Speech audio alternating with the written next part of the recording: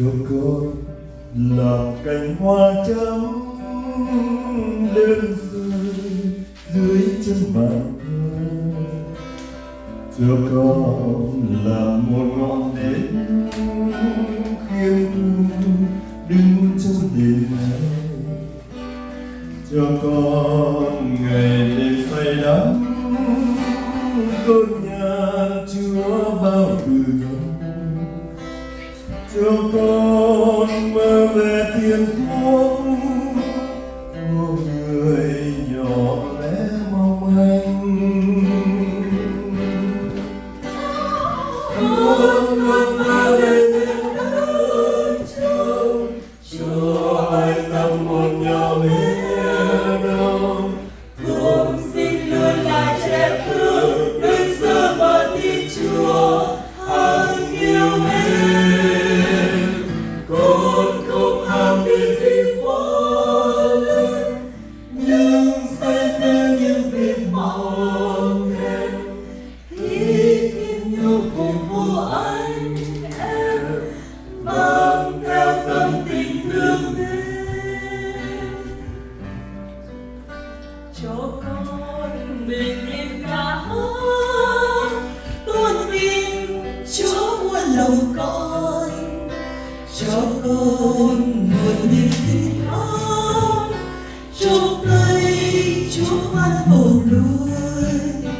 Cho con quả tim đều yêu, Chúa thương sẽ thương thật nhiều. Cho con tâm hồn thương bé để được Ngài mãi lên yêu. Con ước mơ về bên nước Chúa, cho ai tâm một nhỏ bé đâu. Con xin luôn là trẻ thơ đơn sơ và thiên Chúa hằng yêu mến. Con không ham việc gì quá lớn, nhưng say mê những việc mong em.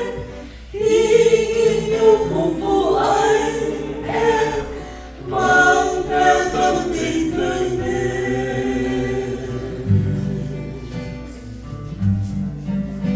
Cho con hành động nhân ái, đưa lần những ai khổ đau.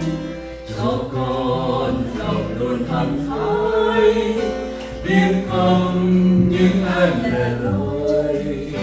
Hân hoan cùng người vui sướng, không than với ai sầu thương. Cho con đến người tôi thương, phục vụ vì nghĩa yêu thương. Con ước mơ về bên nước Chúa, cho ai tâm một nhỏ bé đâu. Con xin luôn là trẻ thơ đơn sơ mà thiên Chúa hằng yêu mến. Con không ham việc gì quá lớn, nhưng say mê những việc mong em. Khi kính yêu phục vụ anh em, mang theo tâm tình thương mến. Con luôn mơ về bên nước Chúa, cho ai tâm một nhỏ bé đâu. Con xin luôn là trẻ thơ đơn sơ và tin Chúa hằng yêu mến. Con không ham việc gì quá lớn, nhưng say mê những việc mong em. Khi kính yêu phục vụ